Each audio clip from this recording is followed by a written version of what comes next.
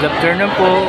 At nandito tayo sa Barangay Lapidario, dito po sa Barangay Hall ng Lapidario upang kunin natin yung ating pangalawang subsidy. Ang dami pong mga senior dito.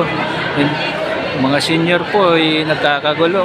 Mas mahirap pong intindihin ang ugali ng mga senior kaysa yung mga bata. Hindi na po nasusunod yung ating numero. Kaya ito po,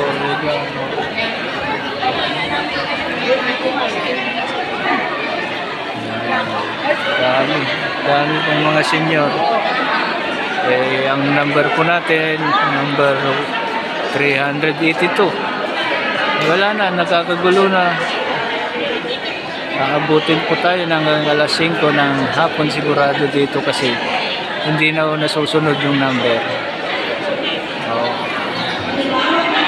Ganito po ang kalagayan dito sa Barangay Lapidario.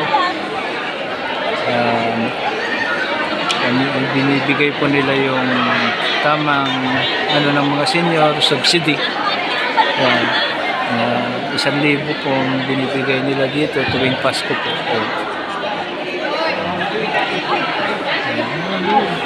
Paikot po yan, ganun.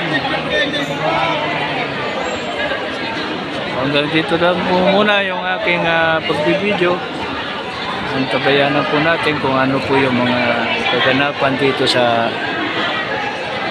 bigayan po ng subsidy dito sa Barangay Lapidario.